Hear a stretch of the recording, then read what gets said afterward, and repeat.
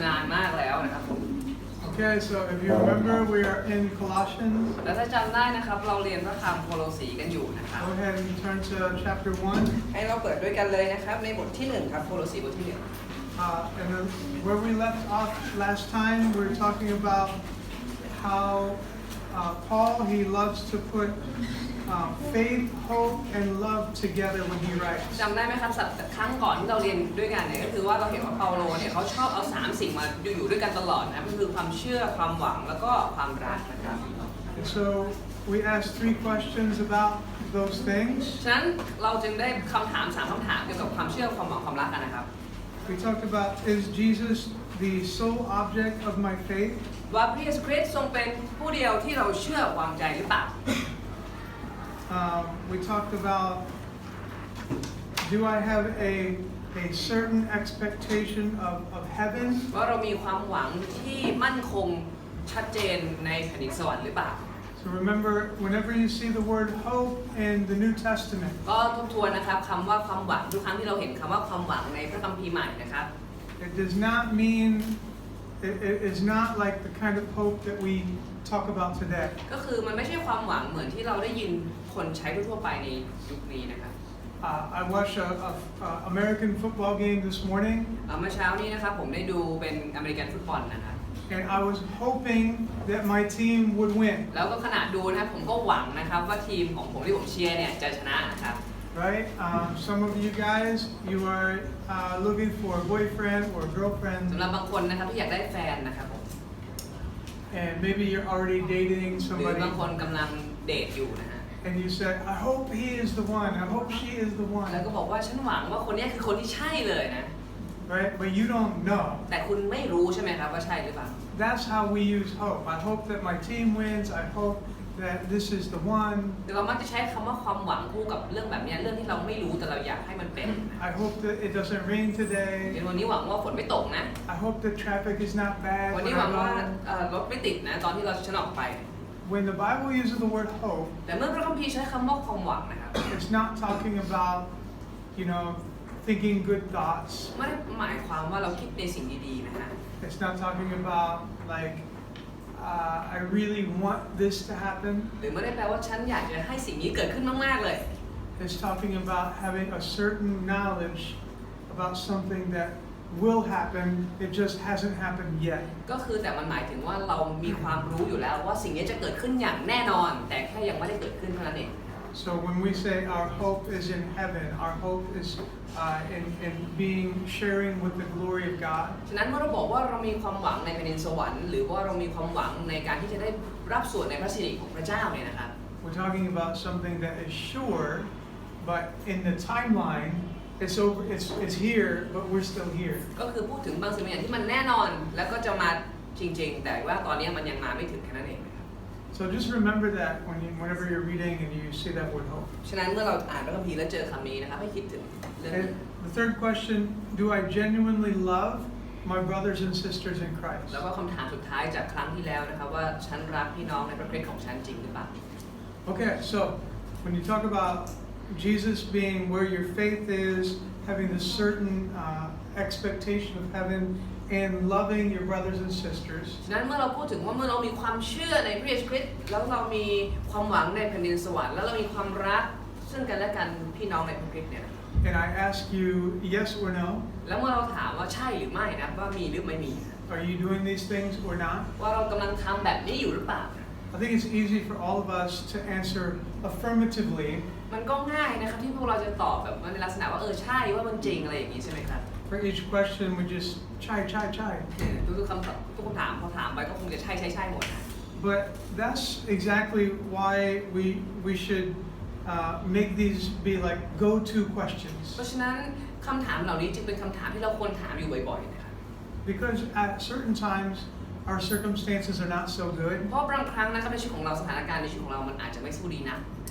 And we have a temptation to put our faith into other things. แล้วเราก็ถูกทดลองนะครับถูกทดสอบให้เราไปเชื่อวางใจในสิ่งอื่นที่ไม่ใช่พระเยซู Into anything or any person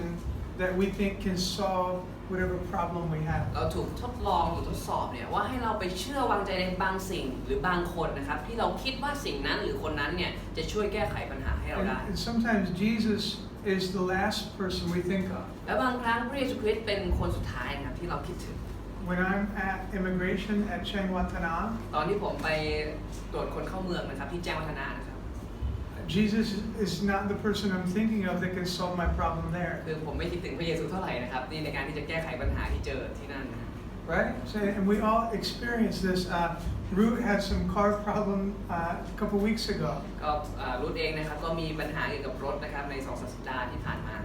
Did you tell that everybody familiar with it? So he got some water in his car. ก็คือมีน้ำเข้ารถนะ Right? And at that time, there's many things he can do. He can seek legal, like try to solve this legally. แล้วก็ตอนนั้นนะครับก็สามารถแก้ปัญหาได้หลายแบบนะอย่างเช่นดำเนินคดีทางกฎหมายอะไรอย่างนี้นะ Maybe he could call some friends and they can rough up the people that allowed this to หรือ happen. โทรเรียกเพื่อนมาลุมเลยประมาณนี้นะ Maybe some of you would help. หรือมีบางคนในที่นี้อาจจะไปช่วยผมลุมก็ได้นะ Right? But sometimes in matters like this and our own lives, Jesus can be the last person we และใน think สถาน of. การณ์ในชีวิตของเราเนี่ยที่แตกต่างกันไปเนี่ยบางครั้งพระเยซูเป็นคนสุดท้ายที่เราคิดถึง Yeah, so at times, like the majority of the people around us who are not Christians, บางครั้งนะครับคนที่เขาเรียกว่าคนส่วนมากเนาะในโลกนี้ที่ไม่ได้เป็นคริสเตียนที่อยู่รอบตัวเราเนี่ย we're tempted to just look to the world to answer whatever it is that's happening in our แล้ว life. เราก็ถูกล่อลวงนะครับให้มองหาสิ่งอื่นหรืออย่างอื่นนะที่จะมาเป็นคำตอบให้กับชีวิตของเราเหมือนคนทั่วไป And at times, we're tempted to live as though this world is the only world that there is and ever will be. แล้วก็บางครั้งเราถูกล่อลวงหรือว่าทดสอบนะครับให้คิดว่าโลกนี้เป็นแบบเหมือนกับที่สุดท้ายและเป็นสำคัญที่สุดในวันนี้อะไรประมาณนี้ And then sometimes it's just a matter of being so busy. แล้วบางครั้งชีวิตก็ยุ่งเหลือเกิน And Bangkok does this to you. และการอยู่ในกรุงเทพนะครับมันยุ่งมากจริงๆนะครับ And we just have so much going on มันมีหลายอย่างเกิดขึ้นในชีวิตเหลือเกิน and so little time to do it because of traffic. แล้วก็เวลามันน้อยมากเพราะว่ารถมันก็ติด And we can get just so caught up in our own lives and our own needs and our own desires. แล้วเราก็หมกมุ่นอยู่กับชีวิตของตัวเองความต้องการของตัวเองและสิ่งที่เป็นความจำเป็นในชีวิตนะครับ And we forget about loving our brothers and sisters. จนเราลืมที่จะรักซึ่งกันและกันซึ่งเป็นพี่น้องในคริสต์นะครับ Right? And so it's tempting, just like the Colossian church,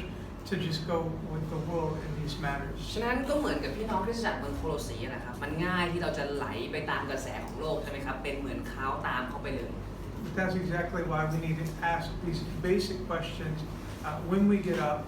and when we lie down. เพราะฉะนั้นคำถามเหล่านี้เป็นคำถามที่เราควรจะถามตัวเองเสมอนะครับตอนที่เราตื่นมาตอนเช้าก่อนที่เราจะลงไปนอน Is my faith in Jesus or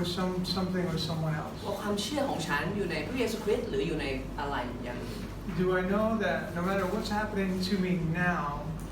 there's a light at the end of the tunnel where I'm with God and with His people forever? ฉันมั่นใจไหมว่าไม่ว่าอะไรเกิดขึ้นในชีวิตของฉันวันนี้จริงๆมันมีแสงสว่างอยู่ปลายอุโมงค์ที่แผ่นดินสวรรค์ที่ฉันจะได้อยู่กับพระเจ้าและพี่น้องตลอดไป And am I genuinely loving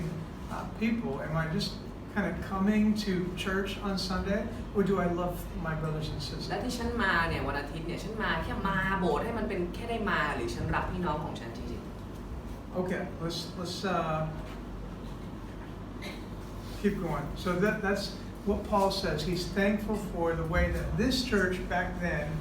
they have faith, they have hope, they have love. ๆฉะนั้นนะครับเปาโลจึงขอบคุณพระเจ้าสำหรับคริสตจักรเมืองโคโลสีมากๆเลยนะครับเพราะว่าเป็นคริสตจักรในสมัยนั้นเนี่ยที่มีทั้ง3สิ่งเลยนะครับมีความเชื่อความหวังและก็ความรัก They have heard the gospel, they have believed in the gospel, they are being changed by the คือ gospel. เขาได้ยินข่าวประเสริฐเขาเชื่อในข่าวประเสริฐแล้วข่าวประเสริฐเนี่ยเปลี่ยนแปลงชีวิตของพวกเขาจริงๆ And he's thankful. And you and I, anytime that we see this, we should be thankful. แล้วเปาโลจึงขอบคุณพระเจ้าที่เห็น3สิ่งนี้ในคริสตจักรโคโลสีนะครับแล้วพวกเราก็เหมือนกันเมื่อเราเห็นสิ่งเหล่านี้ในชีวิตของการเรียนในคริสตจักรเนี่ยเราควรจะขอบคุณพระเจ้าด้วย Sometimes people will ask us, that church that you guys kind of help out, and teach at Tyrone Perkun. How many people are there? People ask us. มีคนถามผมนะครับว่าโบสถ์ได้ร่วมพระคุณน่ะโบสถ์ที่คุณไปเทศนาไปสอนเนี่ยเขามีคนกี่คนหรอ And they might say, how many people have been baptized this year? เขาถามผมนะครับว่าปีนี้บัพติศมาไปกี่คนแล้ว How many people have become a believer this year? มีคนถามผมนะครับว่าปีนี้มีคนมารับเชื่อกี่คน And these questions are not that significant to me. แต่สำหรับผมนะครับคำถามเหล่านี้นะครับมันไม่ได้เป็นคำถามที่สำคัญที่สุดสำหรับผมนะ You're like, hold on, man. Why? ผมก็อาจจะถามกลับไปแล้วอ้าวถามทำไมอะไรแบบนี้นะ Because we don't really care about conversion. เพราะจริงๆเราอาจจะไม่ได้เน้นตรงที่ว่ามีคนมาเชื่อกี่คนนะ We care about following Jesus. เราสนใจว่ามีคนที่ติดตามพระเยซูจริงๆกี่คน Right? Like not just baptizing people or having somebody confess that Jesus is Lord. คือไม่ใช่แค่ว่าเห็นมีแต่ว่าอยากได้คนมารับบัพติศมาแล้วก็ยอมพูดด้วยปากเฉยๆว่าพระเยซูเป็นพระเจ้า The true measure of a healthy church แต่ว่ามาตรวัดคริสตจักรที่เข้มแข็งจริงๆนะครับ is how many of its people are actually every day following Jesus. ก็คือว่าในโบสถ์นะในคริสตจักรนั้นๆเนี่ยมีกี่คนที่ทุกๆวันเนี่ยติดตามพระเยซู Not just responding to the gospel through being baptized or confessing or praying a prayer. ไม่ได้เป็นแค่มีเขาเรียกว่าอะไรเป็นพิธีกรรมหรือเปลือกนอกแค่มาอธิษฐานตอนรับบัพติศมาแล้วก็มาเฉยๆอย่างนั้นนะครับ But being transformed day after day after day, that's what matters. How many people are doing that is what I care about. แต่คำถามคือมีกี่คนที่ชีวิตทุกๆวันเนี่ยได้รับการเปลี่ยนแปลงใหม่ในทุกๆวันนะครับนั่นแหละเป็นคำถามที่สำคัญและนั่นแหละเป็นเรื่องที่ผมให้ความสำคัญ And Paul's the same way. So he's thankful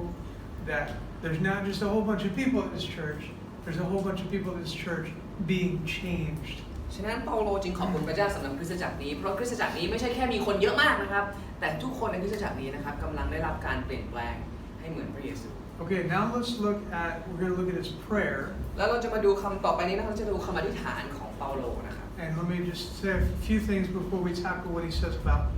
what he's praying. แล้วก็ก่อนที่จะมาดูว่าเปาโลอธิษฐานขออะไรนะครับอยากจะพูดบางสิ่งบางอย่างก่อน So you don't have to answer out loud, but think about this. คืออยากให้ทุกคนคิดในใจนะครับไม่ต้องตอบนะแต่อยากให้คิดในใจเมื่อผมถาม How many people out there are praying for you right now? วันนี้มีคนกี่คนที่อธิษฐานเผื่อคุณอยู่ How many people have ever prayed for you for the course of your whole life? ในชีวิตของคุณเนี่ยเคยมีคนอธิษฐานเผื่อคุณกี่คน There's really no way to know, right? มันคงจะไม่มีใครรู้นะครับเพราะคำตอบนี้ว่าคือมีกี่คนนะครับ So there are instances in which we've asked for prayer and somebody's like, hey, let me pray for you right now, man. เราอาจจะเคยขอบอกบางคนว่าเฮ้ยอธิษฐานเผื่อผมหน่อยอธิษฐานเผื่อฉันหน่อยแล้วอาจจะมีบางคนบอกว่าโอเคงั้นนั่งลงเลยขออธิษฐานเผื่อตอนนี้เลย But I don't know about you, but in my life, more often than not, if I say this is what's going on, somebody be like, oh, okay, I'll pray for you, or I'll be praying for you. แต่ว่าในชีวิตของผมนะครับประสบการณ์คือว่าเวลาผมบอกว่าผมมีเรื่องนี้เกิดขึ้นในชีวิตนะก็จะมีพี่น้องเขาบอกว่าเดี๋ยวจะอธิษฐานเผื่อนะหรือเดี๋ยวจะเก็บไว้ในคำอธิษฐานนะแบบนี้ And so, more often than not, people are praying for us, and we don't even know it. ฉะนั้นบ่อยครั้งนะครับผมคิดว่าตัวผมมีคนอธิษฐานเผื่อหลายๆคนอธิษฐานเผื่อตัวผมกับครอบครัวนะครับแต่ว่าผมกับครอบครัวไม่ได้รู้นะ So it follows that if I tell Root, hey, I'm going to pray for you, and then I go home and I pray for him at home, and he's at his home, does he know what I'm praying for? ฉะนั้นนะครับถ้าสมมติว่านะครับผมบอกรุทนะครับว่าผมเนี่ยจะอธิษฐานเผื่อรุทนะแล้วผมก็กลับไปบ้านใช่ไหมครับแล้วผมก็ไปอธิษฐานที่บ้านผมเผื่อรุทเนี่ยคำถามคือรุทรู้ไหมว่าผมกำลังอธิษฐานเผื่อเขาไม่รู้ใช่ไหม Yeah, he has no idea. So, well, ก็ไม่รู้ใช่ไหมครับ So here's what's cool about sometimes we get little snippets, we get little views of people in the Bible and what they're actually praying for. แต่มันสิ่งที่มันเจ๋งมากเลยก็คือว่าในพระคัมภีร์เนี่ยเราจะเห็นนะครับว่าพระคัมภีร์เนี่ยเล่าให้เราฟังนะครับว่าเวลาที่เขาอธิษฐานเผื่อกันเนี่ยเขาอธิษฐานเผื่อกันว่าอะไรเป็นเหมือนกับเป็นเขาเรียกว่าอะไรเป็นเหมือนกับแอบดูนิดๆนะครับว่าคำอธิษฐานของแต่ละคนในพระคัมภีร์ใหม่เป็นยังไงอะไรอย่างเงี้ย Anybody know this guy Stephen Hawking? ใครเคยรู้จักหรือได้ยินชื่อสตีเฟนฮอว์กิงไหมครับ He's like really smart, but he can't talk. คือคนนี้นะครับเป็นคนที่มีสติปัญญาฉลาดมากนะครับแต่ว่าเป็นคนที่พูดไม่ได้นะครับ And he wears some kind of device, and it transfers his thoughts into words. แต่ว่าเขาก็จะมีเครื่องนะครับที่สวมใส่นะครับแล้วก็ทุกอย่างที่เขาคิดเนี่ยนะครับมันก็จะออกมาเป็นตัวหนังสือนะครับ Seriously, that's crazy. So he writes entire books without like writing. He just like he sits in a wheelchair and his head makes weird motions and words come out. ก็คือคนนี้นะครับเขานั่งอยู่ในรถเข็นนะครับแต่ว่าเขาเขียนหนังสือเป็นเล่มได้เลยนะครับโดยใช้เครื่องนี้นะครับก็คือคิดแล้วก็มันก็ออกมาเป็นคำพูดเป็นออกมาเป็นหนังสือเลยนะครับ But we don't have those installed on every human being. แต่ว่าพวกเราทุกคนไม่ได้มีเครื่องนี้อยู่กับตัวเราเนาะ If we did, it would be kind of fun to know, hey, what were you praying for? Sometimes, man, maybe he has some nasty prayer, right?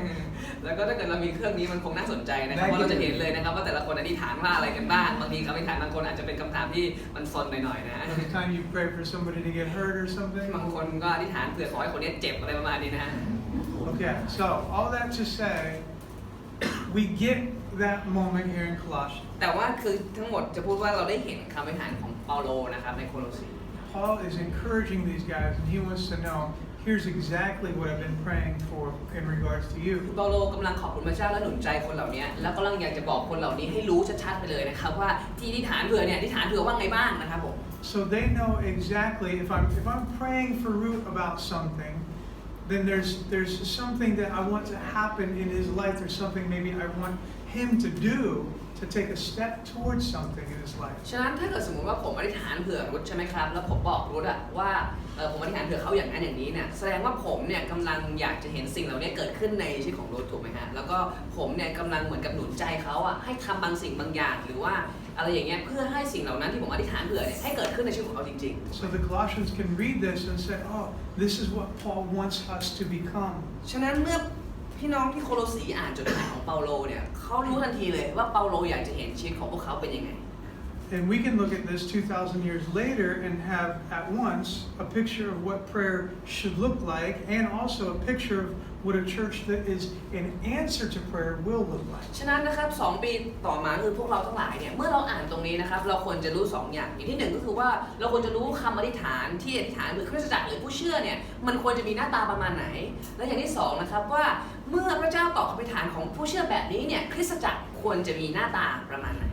Let's read verse 9 and 10. ลองดูข้อ9ข้อ10นะครับโคโลสีบทที่1นะครับข้อ9ข้อ10เพราะเหตุนี้นับตั้งแต่วันที่เราได้ยินเราก็ไม่ได้หยุดในการที่จะอธิษฐานขอเพื่อท่านให้ท่านเพียบพร้อมด้วยความรู้ถึงพระทัยพระองค์ในสัพพปัญญาและในความเข้าใจฝ่ายวิญญาณเพื่อท่านจะได้ประพฤติอย่างที่สมควรต่อองค์พระผู้เป็นเจ้าและทำตนให้เป็นที่ชอบพระทัยพระองค์ให้เกิดผลในการดีทุกอย่างและจำเริญขึ้นในความรู้ถึงพระเจ้าSo first he says, I pray that you will know the will of God. อย่างแรกเลยนะครับเปาโลบอกว่าอธิษฐานอยากให้รู้นะพระทัยของพระเจ้า And this is similar to Jesus. Remember the Lord's Prayer. แล้วก็อันนี้มันคล้ายมากเลยนะครับคำอธิษฐานของพระเยซูจำได้ไหมที่พระเยซูสอนสาวก Our Father who art in heaven. เอาว่าพระบิดาผู้ทรงสถิตในสวรรค์ใช่ไหม Hallowed be your name. ขอพระนามของพระองค์เป็นที่เคารพสักการะ And then he says, your kingdom come. ขอแผ่นดินของพระองค์มาตั้งอยู่ใช่ไหม Your will be done. แล้วก็ประโยคนี้นะครับบอกว่าขอให้เป็นไปตามน้ำพระทัยของพระองค์ So here's Paul praying that they would know what is God's will. ฉะนั้นเปาโลก็เลยอธิษฐานตรงนี้ด้วยนะครับว่าเปาโลอยากให้ทุกคนเนี่ยรู้น้ำพระทัยของพระเจ้า And then he prays for wisdom and understanding. หลังจากนั้นนะครับเปาโลก็ตอบไปเลยนะครับบอกว่าอยากให้ทุกคนมีสติปัญญามีความเข้าใจ The word there for wisdom, it means like the first things. ในคำว่าสติปัญญาในนี้นะครับตรงนี้ในภาษาเดิมนะครับเขาจะพูดถึงเรื่องสิ่งแรกนะครับ So most basically it just means I pray that you would really know inside and out the gospel of Jesus. เพราะฉะนั้นนะครับเมื่อพูดถึงสิ่งแรกหรือสิ่งเริ่มต้นเนี่ยเปาโลกำลังหมายถึงว่าอยากจะให้เข้าใจพระกิตติคุณเรื่องของพระเยซูนั่นแหละนะครับ And then that word understanding in its original language, it actually means to apply the knowledge that you do have. แล้วส่วนคำว่าความเข้าใจตรงนี้นะครับในภาษาเดิมเนี่ยตรงนี้เนี่ยมันเป็นหมายถึงว่าการที่นำสิ่งที่รู้ก็คือพระกิตติคุณที่รู้เนี่ยมาปรับใช้นะครับ And then he says, I've been praying that you would walk in a manner worthy of the Lord. แล้วก็พูดบอกว่าอยากให้ทุกคนเนี่ยดำเนินชีวิตหรือประพฤติตนนะครับให้สมควรคู่ควรกับพระเจ้า So of course that word walk is, it doesn't simply mean, to go from here to there. It means it's an ethical term. ฉะนั้นคำว่าประพฤตินะครับก็ไม่ได้แปลว่าการหรือการดำเนินเนี่ยมันไม่ได้แปลว่าการแค่การเคลื่อนไหวหรือการเดินอย่างเดียวนะครับแต่มันหมายถึงว่าจริยธรรมหรือมาตรฐานการดำเนินชีวิตนะครับ And then he says, he prays that it would lead to fruit. แล้วก็บอกว่าอยากให้ทั้งหมดเหล่านี้นำไปสู่การเกิดผลนะครับ Bearing fruit, he says, in every good work and increasing in the knowledge of God. แล้วก็การเกิดผลเนี่ยนะครับเกิดผลในการดีทุกอย่างนะครับแล้วก็ให้จำเริญขึ้นในความรู้ถึงพระเจ้า So he's praying that other people would be able to look at their lives and see, oh, God is inside them and God is working for them. พูดง่ายๆนะครับเปาโลกำลังอธิษฐานนะครับบอกว่าเมื่อเปาโลอยากจะให้นะเมื่อคนทั้งหลายเนี่ยเห็นพวกพี่น้องที่โคโลสีอ่ะเปาโลอยากจะให้ทุกคนที่มองเห็นพี่น้องที่โคโลสีเนี่ยเขารู้เลยว่าพระเจ้าอยู่ในชีวิตของคนพวกนี้แล้วก็คนพระเจ้าเนี่ยทรงช่วยคนพวกนี้อะไรประมาณนี้นะครับ Now, when you really read through this, it's interesting because all the things that he prays for, like he prays for an increasing of something and not a subtracting of something. แล้วน่าสนใจมากนะครับทุกอย่างที่เปาโลขอนะมันเป็นลักษณะขอแบบให้เพิ่มขึ้นนะครับไม่ได้แบบขอให้แบบน้อยลงไม่มีอะไรขอให้น้อยลงเลยแต่ขอให้เพิ่มขึ้นหมดเลยนะฮะ And I think this teaches us like something very practical about prayer. ฉะนั้นก็นี่ก็สอนเราแบบเกี่ยวเขาเรียกว่าเชิงปฏิบัติเกี่ยวกับคำอธิษฐานเลยนะฮะ I think most of the time in our lives, we don't need things subtracted to live against the flow of culture. What we need is maturity in Christ. ก็คือว่าในการที่เราอธิษฐานเนี่ยคือในการที่เราดำเนินชีวิตในโลกอะนะเราไม่จำเป็นต้องเอาบางอย่างออกจากชีวิตเป็นเช่นปัญหาหรือพวกนี้นะครับแต่ท่ามกลางสิ่งเหล่านี้ที่มันมีเนี่ยสิ่งที่เราจะต้องมีมากขึ้นคือการเติบโตในพระเยซูต่างหาก I think often for me and maybe for you guys, we'll pray,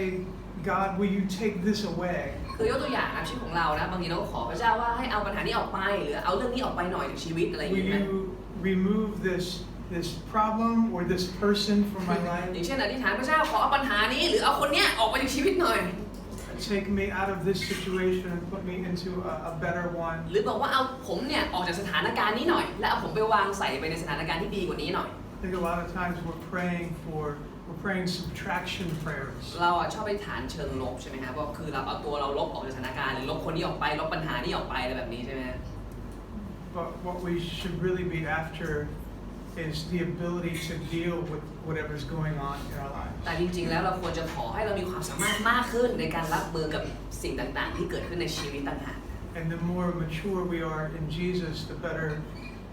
the more capable we are of dealing with whatever it is. และแน่นอนนะครับเมื่อเราเติบโตขึ้นในพระคริสต์มากเท่าไหร่นะครับเราก็จะยิ่งมีความสามารถในการที่จะเผชิญกับทุกเรื่องราวในชีวิตได้มากขึ้นด้วยเช่นกัน Think about Lexi when she was in first grade. อย่างเช่นเล็กซี่นะครับตอนที่เล็กซี่อยู่ป .1 นะครับ She had crazy anxiety problems. เล็กซี่นะครับเป็นคนคิดมากนะครับที่กังวลนะครับ Only in the school, right? ก็ในโรงเรียนนะฮะ And when we dropped her off at the first grade class, ก็เมื่อเราพาไปส่งนะครับที่ห้องป .1 นะฮะ I had to open the classroom door. ต้องเปิดประตูนะฮะ And she is crying. แล้วก็ร้องเลยนะร้องไห้เลยนะ And I have to physically push her into the ผม classroom. ต้องผลักเธอเข้าไปในห้องเรียนเลยนะ And she's trying to escape. แล้วเธอก็พยายามวิ่งหนีออกมานะ And I have to close the door behind her. แล้วผมต้องปิดประตูไว้เลยนะ And she has, Lexi, can you give me the look? She's looking at me, crying. ก็มองด้วยสายตาว่าวอนนะครับแล้วก็ร้องไห้นะครับผม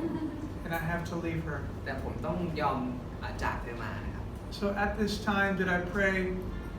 God, would you take away the school? แล้วผมอธิษฐานนะครับพระเจ้าขอพระเจ้าเอาโรงเรียนนี้ออกไปจากชีวิตของเล็กซี่ Or would you take away her anxiety? หรือว่าพระเจ้าขอให้เล็กซี่ไม่ต้องกังวลให้เอาความกังวลออกไป Or would you take away the other kids so she's not shy? แล้วก็เอาเด็กคนอื่นออกไปจากห้องให้หมดเลยเธอจะได้ไม่ต้องอายใครนะ Probably prayed that he would take the anxiety away, right? โอเคอาจจะอธิษฐานนะขอพระเจ้าเอาความกังวลกวายออกไปนะ But what she really needed แต่สิ่งที่เจอต้องการจริงๆแล้วนะครับ was to mature. ก็คือการเติบโต She really needed to learn how to deal with her anxiety better. แล้วก็ต้องเรียนรู้นะครับว่าจะรับมือกับความกังวลกวายความกังวลต่างๆในชีวิตได้ยังไง And that's the thing for us. I think whatever your situation is, like you think it's a money issue. เหมือนกับเราในชีวิตนะครับบางทีเราก็คิดนะว่าปัญหาเรามันเป็นเรื่องเงิน You think like if you get some more money, it's going to solve the เรา problem. คิดว่าถ้าเกิดเรามีเงินเยอะขึ้นนะปัญหาเนี่ยหายแน่นอน You think it's a job issue. บางครั้งเราก็คิดว่าเป็นปัญหาเรื่องงาน Like if I'm working at this place and I get away from these crazy people ถ้า here, ฉันได้ไปทำงานที่นั่นที่นี่แล้วก็ได้หนีจาก พวกบ้าๆที่นี่นะ then everything's going to be better. ชีวิตต้องดีขึ้นแน่นอน You think it's a relational บางครั้งเรา problem? คิดว่าเป็นปัญหาความสัมพันธ์ Like if I kick this boyfriend to the curb, แต่ฉันเตะก้นแฟนของฉันให้ไปไกลๆเนี่ยนะ then I'll find me a new one and he won't be like that. แล้วฉันจะไปหาใหม่นะคนนี้ไม่เป็นแบบเดิมแน่นอน And that might be true. และที่พูดมาทั้งหมดนี้ก็อาจจะจริงได้นะ But the first thing that you should look at is you. แต่สิ่งแรกที่เราควรจะมองหรือคนแรกที่เราควรจะมองในสถานการณ์ทั้งหมดที่เล่ามานะครับก็คือว่าตัวเรา And if you were more like Jesus, ถ้าตัวเราเหมือนพระเยซูมากกว่านี้ใช่ไหม then you can walk into any relationship, any situation, and you can face it. แล้วถ้าเราเป็นเหมือนพระเยซูมากขึ้นเนี่ยไม่ว่าเราจะอยู่ในความสัมพันธ์แบบไหนหรือว่าเราอยู่ในสถานการณ์ยังไงเนี่ยมันก็น่าจะเผชิญได้ดีกว่านี้ถูกไหมฮะ So that's what Paul is praying for, that they would mature. ฉะนั้นเปาโลจึงอธิษฐานขอเรื่องนี้เลยครับก็คือขอให้เขาเติบโตขึ้นในทางของพระเจ้านั่นแหละนะครับ Because our Savior, like he faced a cross, เพราะพระเยซูเองนะครับสถานการณ์ชีวิตของพระองค์ไม่ง่ายนะพระองค์เจอไม้กางเขนเลยนะ right? And so if we can become more like him, and he can face a cross, what can we not face? ฉะนั้นถ้าพระเยซูนะครับผู้สามารถเผชิญแล้วก็พิชิตกางเขนได้เนี่ยแล้วเราเป็นเหมือนพระองค์มากยิ่งขึ้นมีสิ่งใดในชีวิตที่เราจะเผชิญไม่ได้ Okay, so that's what Paul leads Paul to say next. Let's read 11 and 12. ฉะนั้นนะครับเปาโลก็อธิบายประเด็นนี้ต่อไปนะครับข้อ 11-12 ดูต่อนะครับบอกว่าขอให้ท่านมีกำลังมากขึ้นทุกอย่างโดยฤทธิ์เดชแห่งพระสิริของพระองค์ขอให้ท่านมีความทรหดที่สุดและความอดทนไว้นานด้วยความยินดีให้ขอบพระคุณพระบิดาผู้ทรงกระทำให้เราทั้งหลายสมกับที่จะเข้าส่วนในได้รับมรดกด้วยกันกับธรรมิกชนในความสัว So the last thing that Paul prays for is strength. สุดท้ายนะครับสิ่งที่เปาโลขอเพื่อเขานะคือกำลัง And specifically, he prays that they would have the power to endure whatever they have to go through. แล้วก็สรุปนะครับกำลังนี่ไม่ใช่กำลังแบบทั่วๆไปนะแต่เป็นกำลังที่จะสามารถอดทนต่อทุกสิ่งทุกอย่างที่เผชิญได้ The power to be patient with people. คือมีฤทธิ์เดชหรือมีกำลังเนี่ยที่จะสามารถอดทนกับคนได้อะ And the power to have joy regardless of their แล้วก็ circumstance. กำลังนะครับที่จะสามารถชื่นชมยินดีได้โดยไม่ขึ้นอยู่กับสถานการณ์ And if there's one part of this prayer that I look like, and it's very questionable, whether my heart and mind align, แล้วก็ถ้าเกิดมีสิ่งหนึ่งนะครับที่เวลาเปาโลอธิษฐานนะครับแล้วผมต้องมาคิดพิจารณาตัวเองหนักๆเลยนะครับว่าผมเป็นแบบนี้หรือเปล่านะฮะ it's this part, ก็คือด้านนี้นี่แหละนะครับผม right? Anybody with me? มีใครเป็นเหมือนผมไหมครับ The enduring part. คือไอ้การที่จะอดทนเนี่ยนะครับ Because the endurance that Paul is speaking of here is not just to have the ability to wait something out. แล้วก็การอดทนเนี่ยของที่เปาโลพูดถึงเนี่ยมันไม่ใช่แค่ว่าแบบเรียกว่าอะไรอะสักแต่ทนไปเดี๋ยวมันก็ผ่านไปคิดอย่างนั้นนะไม่ใช่อย่างนั้นนะฮะ Like if you guys ever been in Bangkok in like a really hard rain, คือใครเคยแบบอยู่กรุงเทพเนี่ยนะครับแล้วก็โหตอนนั้นฝนตกหนักมากใครเคยเจอฝนตกหนักมากในกรุงเทพบ้างครับ yes, everybody. ทุกคนนะฮะ ต้องเคยเจอนะครับ And sometimes you're just like, well, we've got this little shelter, I've got my little umbrella, I'm gonna wait this out. แล้วบางครั้งเราก็เป็นเหมือนคนหนึ่งใช่ไหมถือร่มเล็กๆนะครับแล้วก็อยู่ในเขาเรียกว่าอะไรมีร่มนิดนึงใช่ไหมแล้วก็แบบกะว่าเดี๋ยวรอฝนหยุดตกแล้วกันอยู่ตรงนี้แหละอะไรอย่างเงี้ยนะ And that can be boring and it can be frustrating and you're not like getting home or getting to the place you want to go. แล้วบางครั้งนะมันทำให้เราต้องหน้าเบื่อหงุดหงิดเพราะมันไม่สามารถไปถึงจุดหมายที่เราจะไปได้ใช่ไหมครับ But it's easy. แต่มันง่ายการที่ตก It's easy to wait things out. คือมันง่ายนะครับที่จะแค่อยู่ที่เดิมแล้วก็รอให้ฝนมันหยุดอะไรแบบนี้นะ But that's not what this word endurance, it doesn't just mean to wait. แต่ว่าคำว่าความอดทนในความหมายของเปาโลเนี่ยเขาไม่ได้หมายความว่าสักแต่รอแบบในภาพเมื่อกี้นะครับ It also means that you're still standing when the dust settles. แต่หมายถึงว่าคือสมมุติว่าทุกอย่างเนี่ยมันสงบลงแล้วเนี่ยเราก็ยังสามารถยืนมั่นคงอยู่ได้ One of my favorite scholars, he wrote,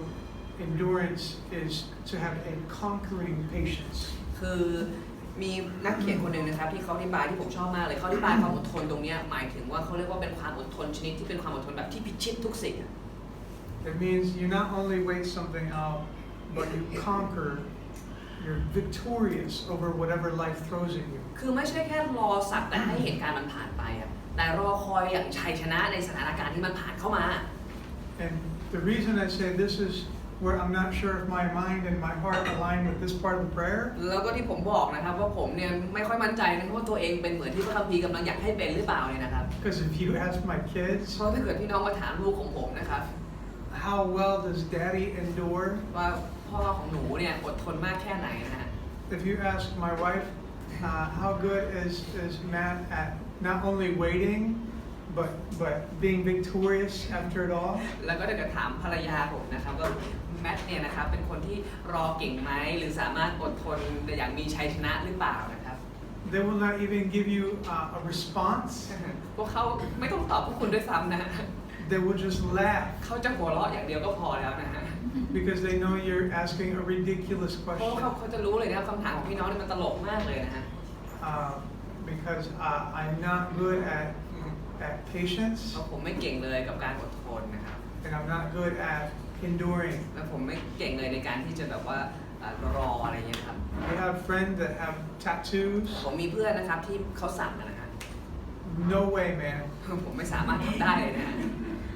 Not because I don't want the thing on my body. ไม่ได้เพราะว่าผมไม่อยากมีรอยหมึกในตัวนะฮะ Because I can't take the pain. แต่ผมทนความเจ็บไม่ไหวนะ Even like 3 seconds, I don't want that. 3 วิผมก็ไม่อยากเอานะ So you can imagine when it's a real life, real world, big problem. แล้วลองจินตนาการเจอปัญหาในชีวิตจริงในโลกกว้างใหญ่ใบนี้นะ It's hard to endure. มันยากนะครับที่จะทน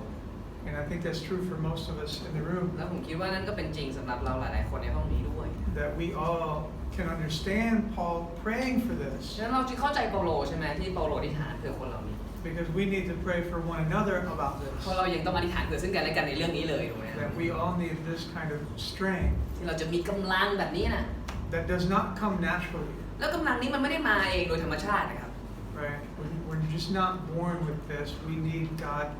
to put it inside of คือ us. เราไม่ได้เกิดมาพร้อมกับกำลังแบบนี้ แต่ว่าพระเจ้าจะเป็นผู้ประทานกำลังนี้ในชีวิตของเรา Okay, let's read 13 and 14. ก็จะจบแล้วนะครับ 13-14 นะครับพระองค์ได้ทรงช่วยเราให้พ้นจากอำนาจของความมืดและได้ทรงย้ายเรามาตั้งไว้ในแผ่นดินแห่งพระบุตรที่รักของพระองค์ในพระบุตรนั้นเราจึงได้รับการไถ่ซึ่งเป็นการทรงโปรดยกบาปทั้งหลายของเรา So there's a beautiful statement, and I want you to notice the tense. ก็ในตรงนี้นะครับมันเป็นถ้อยคำที่สวยงามมากเลยแต่ผมอยากจะพูดถึงไวยากรณ์บางอย่างนะครับ Notice that it is past tense. ในตรงนี้นะครับถ้าเป็นไวยากรณ์ภาษาอังกฤษมันเป็น past tense หรือว่าเป็นเขาเรียกว่าคำในอดีตอ่ะคือสิ่งที่เกิดขึ้นมาแล้วนะครับ Yeah, he doesn't say we're going to be delivered and we're going to be transferred. คือเปาโลไม่ได้บอกว่าพระเจ้าจะช่วยนะแต่บอกว่าพระเจ้าได้ช่วยแล้วอ่ะนะ This has already happened. คือสิ่งเนี้ยคือการช่วยตรงนี้ของพระเจ้าเนี่ยพระองค์ทำไปแล้วคือเสร็จแล้วนะ Right? It's already a reality that we're living in now. และมันเป็นความจริงนะครับที่สำหรับชีวิตของเราที่ดำเนินชีวิตในปัจจุบันนี้ด้วยนะฮะ And here's the thing, Jesus himself, the enduring thing that we talk about, he already did it, right? แล้วก็พระเยซูเองนะครับประเด็นมันอยู่ตรงนี้นะครับว่าพระเยซูเองเนี่ยในก่อนที่พระองค์พูดถึงกำลังการอดทนหรือกำลังอะไรเงี้ยพระเยซูเองก็อดทนมาก่อนหน้านี้แล้วนะ He has been as patient with human beings แล้วพระองค์เนี่ยอดทนกับมนุษย์เรามากเลยนะครับ as anybody can be. คือพระองค์เนี่ยอดทนที่สุดแล้วเท่าที่ใครจะมีใครอดทนได้เนี่ย His heart only and ever beat with joy even when he faced the most dire circumstance. พระเยซูคริสต์นะครับหัวใจของพระองค์เนี่ยเต้นด้วยความชื่นชมยินดีตลอดเวลาเต้นด้วยสันติสุขตลอดเวลาถึงแม้จะเผชิญกับความทุกข์ยากมากเพียงใดก็ตาม Anybody know what Hebrews 12 verse 2 says? พี่น้องมีใครรู้ไหมครับว่าฮีบรูบทที่12ข้อ2ว่าไง For the joy set before him, บอกว่ามีความชื่นชมยินดีบางอย่างเนี่ยอยู่ข้างหน้าพระองค์ตลอด he endured the cross และพระองค์จึงอดทนต่อไม้กางเขน and he despised its shame. แล้วพระองค์เนี่ยก็เพิกเฉยต่อความอับอายที่ไม้กางเขนมี Right? So as Paul prayed that they would have this hope set in heaven, ฉะนั้นเมื่อเปาโลกำลังอธิษฐานบอกว่าขอให้คนเหล่านี้ครับตั้งความหวังไว้ในแผ่นดินสวรรค์ใช่ไหม Jesus was looking at the other side of the cross, พระเยซูนะครับเวลาพระองค์มองมาจากอีกด้านหนึ่งของไม้กางเขน at his resurrection, คือพระองค์มองมาจากมุมของการฟื้นคืนพระชน at his ascension, แล้วก็การที่เสด็จขึ้นสู่สวรรค์ทั้งเป็น and our own resurrection, our own ascension. แล้วก็พูดถึงมองถึงการฟื้นของเรารวมถึงการที่เราจะได้ขึ้นไปอยู่กับพระองค์ด้วย That's the joy that's set before him. และนั่นเป็นสิ่งที่ทำให้พระองค์ชื่นชมยินดีนะฮะ to be with the people whom He has died for. คือพระองค์ชื่นชมยินดีมากเลยที่จะได้อยู่กับพวกเรานะครับซึ่งเป็นบุคคลที่พระองค์ได้ทรงไถ่ไว้ And He can look at that and say, okay, I'm gonna go do this. และเมื่อพระองค์มองเห็นภาพเหล่านี้นะครับคือภาพที่พระองค์จะฟื้นขึ้นมาจากความตายสิทธิขึ้นสวรรค์แล้วก็อยู่กับพวกเราเนี่ยนะครับตลอดไปเนี่ยพระองค์บอกว่าโอเคพระองค์ทนได้ And now we're able to both look back and look forward. และสำหรับเราทั้งหลายนะครับเราเนี่ยได้ทั้งมองไปข้างหน้าก็ได้มองไปข้างหลังก็ได้นะครับ We can look back and say because of what He has done. คือถ้าเกิดเรามองย้อนกลับไปใช่ไหมเราจะเห็นว่าเนี่ยทนได้เพราะสิ่งที่พระเยซูคริสต์ได้ทรงกระทำ Because He has already delivered me, because I already have redemption, because my sins, even the ones I haven't committed yet, are forgiven. เพราะว่าพระเยซูคริสต์ได้ทรงไถ่เราแล้วถึงแม้แต่ความบาปที่เรายังไม่ได้ทำเลยนะพระองค์ก็สิ้นพระชนม์เพื่อความบาปเหล่านั้นหมดแล้ว I will go and I will endure. แล้วเราจึงจะไปสามารถอดทนได้ And we can also look at the หรือ future. เราสามารถมองไปข้างหน้าก็ได้ในอนาคต I've always thought about how hard it is, in the Middle East right now. Still, so many Christians are being beheaded. พี่น้องรู้ไหมครับตะวันออกกลางนะครับมันยากมากที่นั่นนะครับมีพี่น้องผู้เชื่อถูกตัดหัวไม่รู้เท่าไหร่ And there's a famous picture in Egypt from about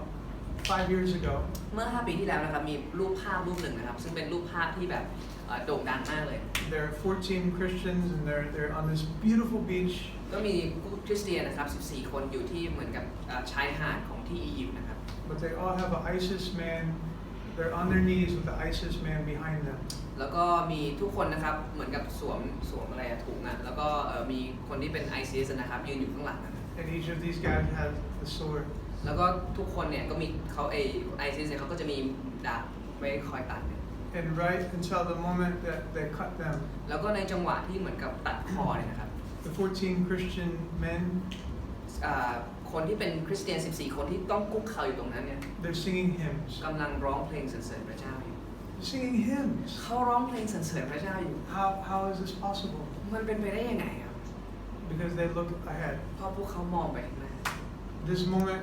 right now is not going to be fun. คือจังหวะเนี่ยนะครับเป็นจังหวะที่เขาตัดคอเนี่ยมันไม่สนุกแน่นอนนะฮะ But it's going to be over soon. แต่มันจะจบแล้วนะครับอีกแป๊บเดียว And then I'm going to be with Him forever. แล้วจะได้อยู่กับพระองค์ตลอดไปเป็น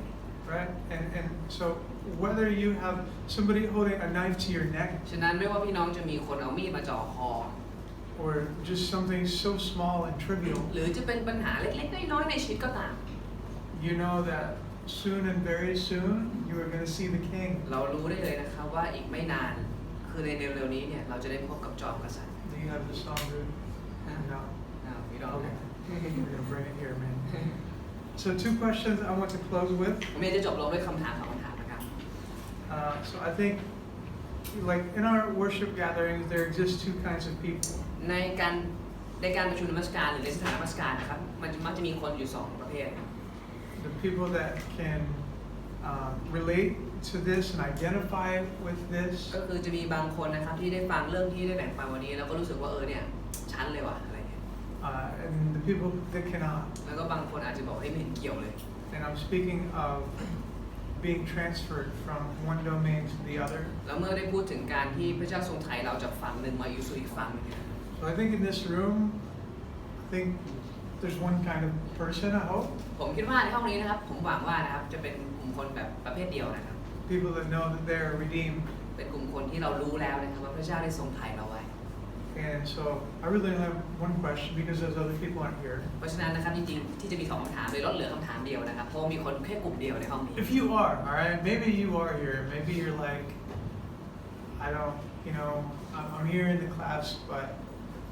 you were talking about conversion and you were talking about following. I don't know if I'm really following.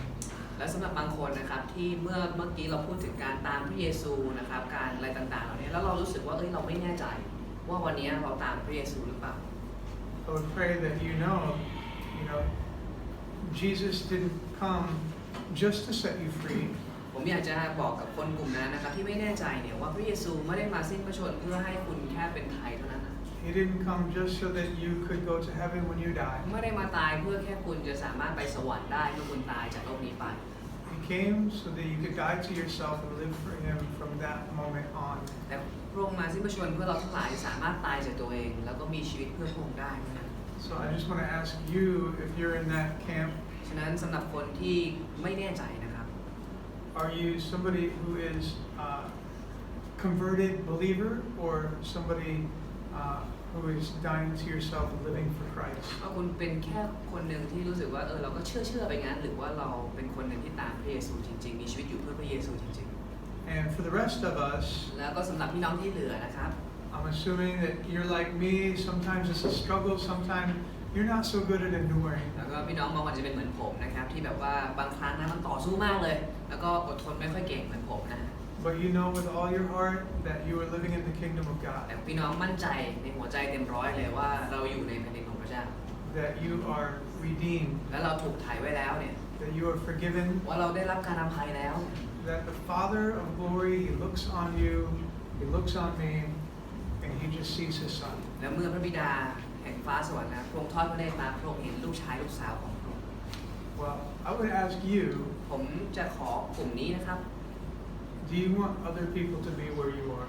คุณอยากให้คนอื่นๆมายืนในจุดที่คุณยืนอยู่ไหมครับ And what steps and what things in your life right now are you doing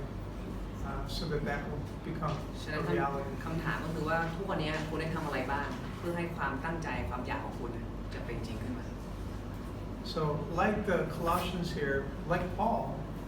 I think we should be thankful for each other. จริงๆเหมือนเปาโลนะครับเราควรจะขอบคุณพระเจ้าสำหรับซึ่งกันและกันนะ Thankful for the work that God has done at Tyrone เราควรจะขอบคุณพระเจ้าสำหรับสิ่งที่พระเจ้าทำแล้วนะที่ในใต้ร่มพระคุณ but also prayerful แต่เราก็ควรจะอธิษฐานด้วย that the work would not have concluded. ว่างานของพระองค์ยังไม่ได้จบตรงนี้ถูกไหม I think when we were here 10 years ago, เมื่อพวกเราเคยมาที่นี่เมื่อ10 ปีที่แล้วนะ I think Tyrone maybe was peaking, น่าจะเป็นเหมือนกับเรียกว่าจุดพีคของใต้ร่มพระคุณนะ like going from one building to this คือ one เป็นจุดที่เราได้ย้ายจากโบสถ์หนึ่งอาคารหนึ่งมาสู่อีกอาคารหนึ่งนะ and growing by leaps and bounds. แล้วก็โหเติบโตขึ้นทุกทางเลย And just a lot of great things happening. มีหลายสิ่งหลายอย่างที่ยิ่งใหญ่เนี่ยมันเกิดขึ้นนะ And I think it's still healthy, ผมคิดว่าใต้ร่มพระคุณจริงๆเป็นคริสตจักรที่ยังเข้มแข็งอยู่ but I would love to be here to see the next stage แต่ผมอยากจะเห็นขั้นต่อไปคือก้าวต่อไป where God does another ridiculously awesome work คือสิ่ง on us. ในการที่พระองค์จะทรงทำการมหัศจรรย์ที่แบบเราจินตนาการไม่ถึงเลยอะไรเงี้ย But maybe it doesn't have to be numerical. มันไม่จำเป็นต้องเป็นเรื่องของตัวเลขเสมอไปนะครับ Maybe it just means that He's going to make us all into people that can endure. บางทีก็อาจจะเป็นแค่ว่าพระองค์เปลี่ยนแปลงเราทุกคนให้เป็นคนที่มีความอดทนก็ได้ Make us all into people that mature in Christ. ทำให้เราทุกคนเนี่ยเป็นคนที่เติบโตในพระเยซูก็ได้ So let's be thankful ฉะนั้นขอให้เราขอบคุณพระเจ้า and let's pray for the maturity of ourselves and every believer around us. และอธิษฐานขอให้ทั้งตัวเราแล้วผู้เชื่อรอบตัวเราเติบโต Let's pray for that right now. เราอธิษฐานเผื่อเรื่องนี้เลยตอนนี้แล้วกันครับ Father, I thank you for everyone here, พระเจ้าพระองค์ขอบคุณพระองค์สำหรับทุกคนที่นี่ not just in this room, but throughout this whole church. ไม่เพียงแต่คนในห้องนี้แต่สำหรับทุกคนในคริสตจักรนี้ And for all of our sister churches. แล้วก็รวมถึงคริสตจักรลูกของเราทุกที่ด้วย I'm just so thankful that your word has not gone out void, that there's been a response, ผมขอบคุณพระเจ้าเหลือเกินที่พระวจนะของพระองค์เนี่ยมีคนตอบสนอง that people from Bangkok all the way to Cambodia, because of your work among Tyrone are being saved. และเพราะ